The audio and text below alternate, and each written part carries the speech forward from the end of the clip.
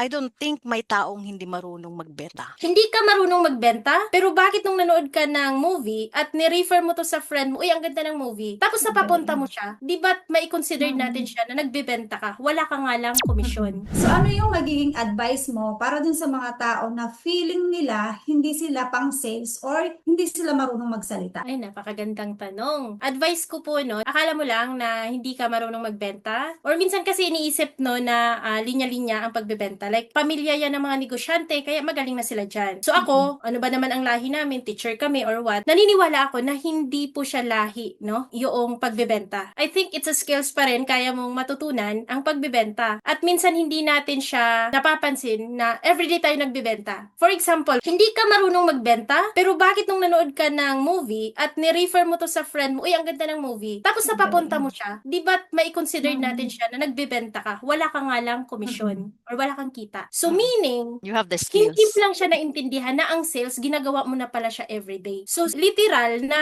sinasabi siguro is yung may hawak ang produkto. For example, tong products na to, na ibibenta mo, tas nagbayad siya, yun yung may consider kasi na benta eh. Pero, siguro, isa pang advice ko sa inyo na perfect example din, ang TikTok. Kung hindi ka marunong magbenta, dito ka mag-start. Bakit TikTok? Yun yung maire-recommend ko sa inyo na mabilis bumili yung tao. Ginagamit mo yung products. Okay, ito pala yung ginagamit kong products. Eh, medyo ano kasi yung mata ko. So, gamis to. And after ilang weeks, umuki siya. Nagwento ka lang naman. Isang advice ko yan na ginagamit mo yung products, ano, yung naitulong sa'yo, i-share mo. Hindi mo naman kailangan mag-hard sell eh, para masabi mong nagbebenta ka. Correct. So that's it. Advice ko sa inyo, i-share nyo yung products na ginagamit nyo mismo na itulong sa inyo at hindi nyo na mamalayan na nagbebenta kayo kasi nagkukwento po kayo. So kaya nyo yan. Magbenta na kayo ngayon habang nanonood kayo. After this video, magbenta kayo. Maghanap kayo ng items na nandyan sa bahay nyo. Huwag na kayo mag-isip na bibili, ibenta ko to. Hindi. Start on what you have pa din. Kahit suklay nyo, kahit perfume nyo, doon kayo mag-start. Ibento nyo yun ngayon kung gaano kaganda yung suklay nyo na yan. So that's it. So, ang galing din sa part na yun, na kung ano yung ginagamit mo na nakatulong sa'yo, i-share mo para hindi siya maging hard selling. Ikwento mo lang siya kung paano siya nakatulong sa'yo. And then maybe may mga taong makarelate na same problem mo, mapapabili mo sila, mapapa-inquire mo sila. So, ang galing dun sa part na yun. So, para sa'yo naman, yeah, so anong advice mo sa mga taong feeling nila hindi sila pang sales? Una sa lahat, Miss Mitch, Miss Maricel, I don't think may taong hindi marunong magbenta or merong taong walang skill sa pagbebenta. Kasi unang-una pa lang, nung nag-apply ka ng trabaho is considered as selling, di ba? Paano mo, Benta sarili. di ba? Binenta mo yung sarili mo kaya ka na-hire, di ba? So, parang yung sinasabi nila, no, hindi naman kasi ako ganyan, hindi ako marunong magbenta, hindi ako, di ba nga sa business, it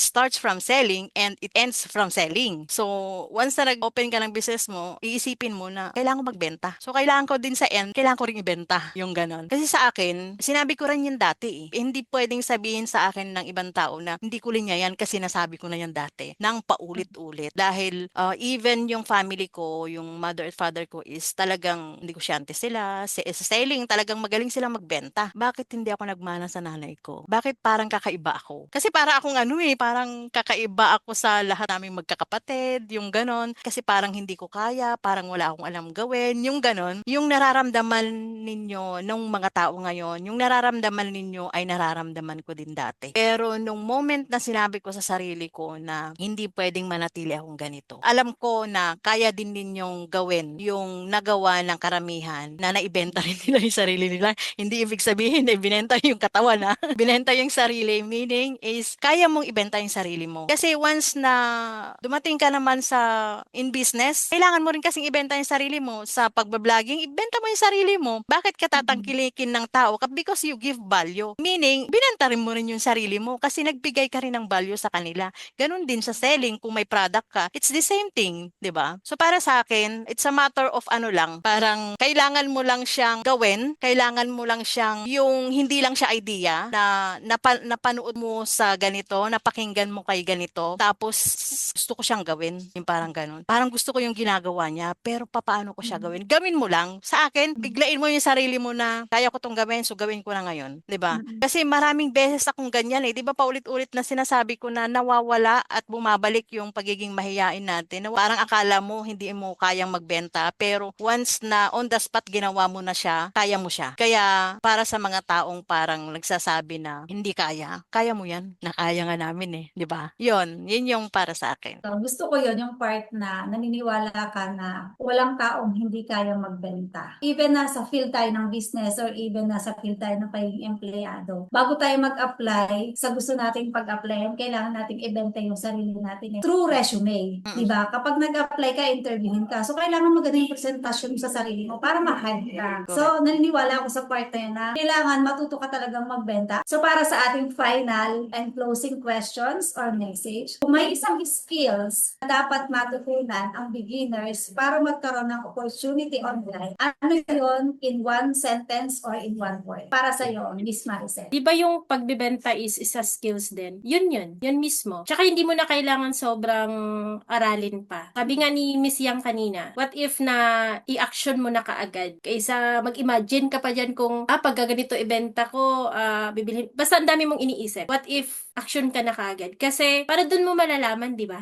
Totoo. Yung skills na yun is kaya mo pala. At saka pag skills, alam naman natin natututunan siya. At ang pagbebenta, naku, skills yan, natututunan. Hindi mo na kailangan mag-research, hindi mo na kailangan magtanong kay kani-kanino. Isipin mo lang kung ano yung gusto mong ibenta na makakatulong sa iba. And for sure, may skills ka na. Kala mo wala kang Correct. skills, marami kang skills. Ilabas mo na yan. Labas mo lang. Huwag mo nang ilista. Ilabas mo na. Isa lang muna na skills. Kung medyo struggle ka, kung medyo hindi ka komportable, mas gawin mo lalo. Dangerous yung masyado kang komportable dyan sa ginagawa mo. Alam mo na yan eh. Ang pagbibenta, sino considered mo hindi mo alam, hindi tutukan mo na yan. So yun lang naman po. Hindi yun parang nanggigigil ako. Kasi experience ko yan eh. Yun Oo. yung sarap i-share na galing talaga po sa akin with a humble heart. Kapag ginawa nyo yan, masasabi nyo na, ay, easy lang pala yung skills na to. Sana pala noon pa. Hindi, wag mo nang isipin na sana. Kaya pa yan, ilaban ngayon. Do it now, sabi pa nga. Ang galing. Para sa iyo, Miss Yang, ano yung insights mo doon? Para sa akin, yung magkaroon ka ng confidence sa sarili mo. Yung tiwala sa sarili na kaya mo ring gawin. Yung nagagawa ng idol mo. Yung pinapanood mo ngayon. Yung, alam mo, yung lagi kang nag-i-scroll dyan, sasabihin mo na, ang galing niya. Kaya mo rin yan eh. 'Di ba? Confident lang confidence lang. Kailangan mo lang magkaroon ng confidence sa sarili mo. At syempre, gagabayan ka niya. Yun. Ang ganda nun. Kasi talagang lahat ng ginagawa natin, kapag ginawa natin partner, ay ang ama, hindi tayo mamamali ng landas. Talagang ikagay na tayo. Kung saan tayo titinta at kung ano yung gusto natin gawin sa buhay, basta makakabuti sa atin. Totoo.